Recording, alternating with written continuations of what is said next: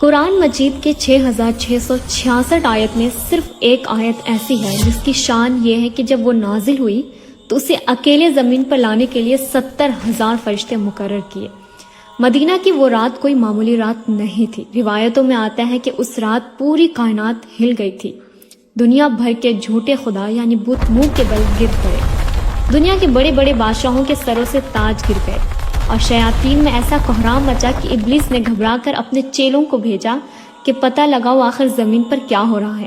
جب تحقیق ہوئی تو پتہ چلا کہ آج محمد صلی اللہ علیہ وسلم پر وہ آیت اتری جو اب قیامت تک مومن کے لیے سب سے بڑا حفاظت حصار بن جائے گی۔ سبحان اللہ۔ آج کی ویڈیو میں ہم اسی آیت الکرسی کے وہ راز جانیں گے جو ہم بچپن سے پڑھ تو رہے ہیں مگر ہمیں معلوم نہیں اس کا نام کرسی کیوں ہے اور اس میں کون سے اسم اعظم چھپا ہے اور اسے پڑھنے سے آپ کی زندگی کیسے بدل سکتی ہے، سب کچھ آج کی ویڈیو میں جانیں گے۔ السلام علیکم۔ تو جواب ضرور دینا کامنٹ میں۔ ہم سب بچپن سے نماز میں ڈر لگنے پر یا پریشانی میں آیت الکرسی پڑھتے آ رہے ہیں، لیکن یقین کریں آج جب آپ اس کا ترجمہ اور طاقت جان لیں گے تو اگلی بار جب آپ اسے پڑھیں گے تو آپ کے رونگٹے کھڑے ہو جائیں گے۔ ویڈیو میں آگے بڑھنے سے پہلے اگر آپ ہمارے چینل پر نئے ہیں تو ابھی سبسکرائب کا بٹن دبا کے نوٹیفیکیشن ضرور آن کریں۔ دیکھیں سب سے پہلے یہ سمجھتے ہیں کہ یہ آیت اتنی خاص کیوں ہے۔ صحیح مسلم کی ایک حدیث ہے کہ ایک بار ہمارے پیارے نبی صلی اللہ علیہ وسلم نے اپنے صحابی سے پوچھا، اے ابی بن کعب، کیا تم جانتے ہو کہ اللہ کی کتاب میں سب سے عظیم سب سے بڑی آیت کون سی ہے؟ صحابی نے کہا، اللہ اور اس کے رسول بہتر جانتے ہیں۔ آپ صلی اللہ علیہ وسلم نے پھر پوچھا، تب حضرت ابی بن کعب رضی اللہ تعالیٰ عنہ نے جواب دیا، آیت الکرسی۔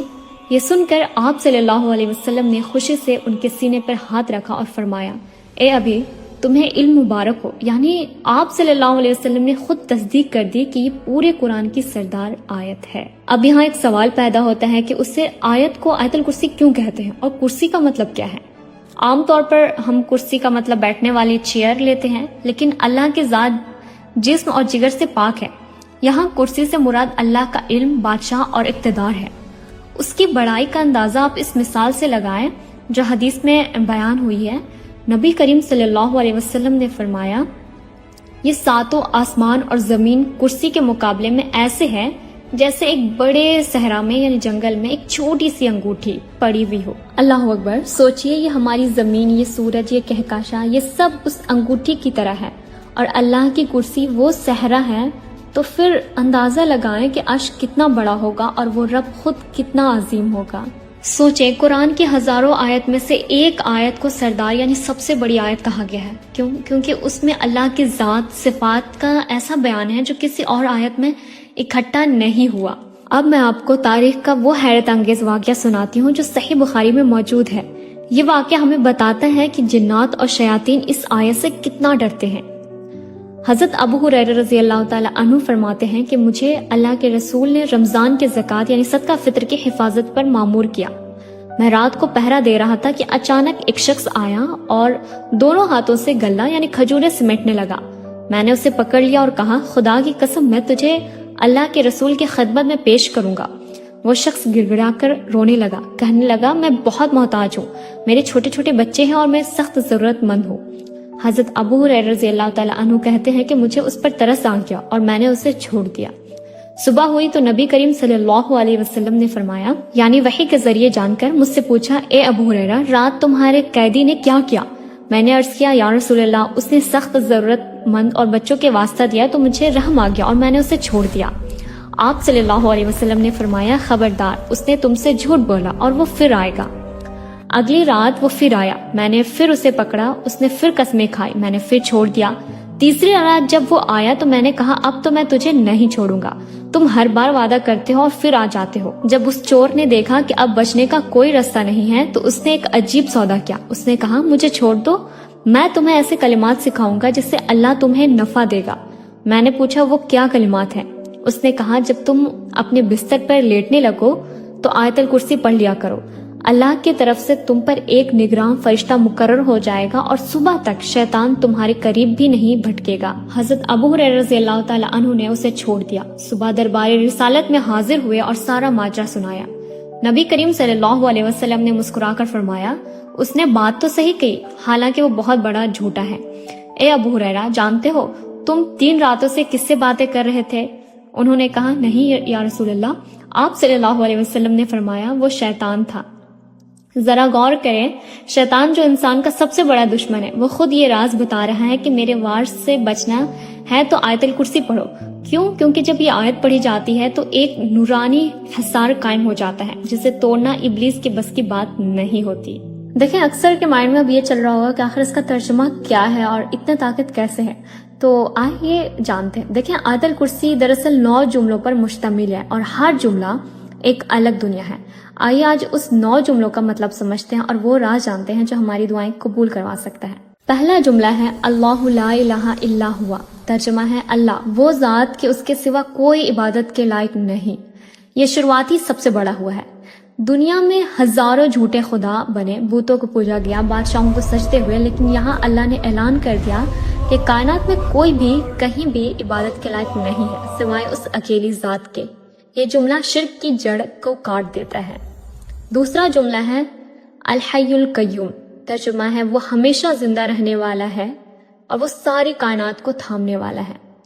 دوستو یہاں رک جائیں. جامع ترمذی اور سنن ابن ماجہ کی روایت میں اشارہ ملتا ہے کہ اسم اعظم انہی 2 ناموں یعنی الحی القیوم میں پوشیدہ ہے. الحیو کا مطلب ہے ایسی زندگی جس میں کبھی موت نہیں آئے گی اور نہ کبھی زوال. ہم سب فانی ہیں لیکن وہ باقی ہے.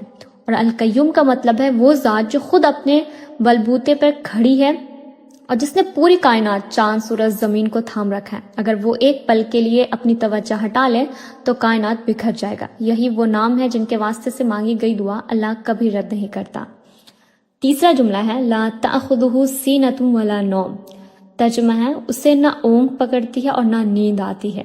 انسان کتنا بھی طاقتور ہو 2 دن نہ سوئے تو گر جاتا ہے، لیکن اللہ وہ اونگ سے بھی پاک ہے، اسے اونگ بھی نہیں آتی، وہ ہر چیز سے پاک ہے، اسے نیند وغیرہ کی کوئی ضرورت نہیں.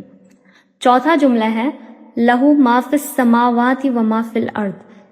اسی کا ہے جو کچھ آسمانوں اور زمینوں میں ہے. پانچواں جملہ ہے من ذا الذی یشفع عندہ الا باذنہ. ترجمہ ہے کون ہے جو اس کے پاس سفارش کرے گا مگر اس کی اجازت کے بغیر. یعلم ما بین ایدیہم وما خلفہم. وہ جانتا ہے جو ان مخلوق کے سامنے ہے اور جو ان کے پیچھے ہے، یعنی جو ان کے سامنے ہے اور جو اس کے پیچھے ہے. اللہ تعالیٰ ہر کچھ جانتا ہے. اللہ آپ کا ماضی یعنی پاسٹ بھی جانتا ہے اور آپ بھول چکے ہیں وہ آپ کا مستقبل بھی جانتا ہے.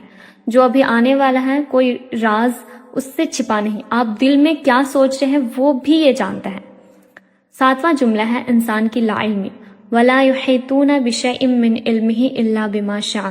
ترجمہ ہے اور وہ اس کے علم میں سے کسی چیز کا احاطہ نہیں کر سکتے مگر جتنا وہ چاہے. یہ صرف اتنا ہی علم ہے جتنا اللہ نے ہمیں دیا ہے، سمندر سے ایک قطرے کے برابر. ہم اپنی مرضی سے کچھ نہیں جان سکتے، اللہ جتنا چاہتا ہے اتنا ہی بتا دیتا ہے. یہ انسان کو اس کی اوقات یاد دلانے والا جملہ ہے. آٹھواں جملہ ہے وسیع کرسیہ السماوات والارض. اس کی کرسی کی وسعت نے تمام آسمانوں اور زمینوں کو گھیر رکھا ہے. یہ سب سے حیران کن حصہ ہے. حدیث میں آتا ہے کہ 7 آسمان اور زمین اللہ کی کرسی کے مقابلے میں بس ایسی ہے جیسے ایک بہت بڑا ریگستان میں ایک چھوٹی سی لوہے کی انگوٹھی پڑی ہو. میں نے پہلے بھی بتایا اوپر میں اتنی بڑی کائنات تو صرف اسی کی کرسی کے اندر سما گئی. تو سوچے عرش کتنا بڑا ہوگا اور پھر رب عرش کتنا بڑا ہوگا اللہ. اور لاسٹ جملہ ہے وَلَا يُؤْدُهُ حِفْظُهُمَا وَهُوَ الْعَلِيُّ الْعَظِيمُ. اور اس سے ان دونوں یعنی زمین اور آسمان کی حفاظت تھکاتی نہیں اور وہی سب سے بلند اور عظمت والا ہے. اتنا بڑا نظام سنبھالنے والا صرف اللہ ہے اور وہ کبھی نہیں تھکتے. اس کی بہت ساری فضیلت ہے، میں یہاں کچھ بتاتی ہوں. اگر آپ گھر سے نکلتے وقت ایک بار آیت الکرسی پڑھ لے تو اللہ تعالیٰ 70,000 فرشتے مقرر کر دیتا ہے جو آپ کی واپسی تک حفاظت کرتے ہیں. اگر ہم گھر میں داخل ہوتے وقت پڑھیں گے تو محتاجی اور غربت دور ہوتی ہے اور رزق میں برکت آتی ہے. سبحان اللہ. تیسرا ہر فرض نماز کے بعد، یہ تو سب سے بہت زیادہ مجھے بہت پرسنلی فیوریٹ ہے اور یہ بہت اہم ہے. اللہ کے نبی نے فرمایا جو شخص ہر فرض نماز کے بعد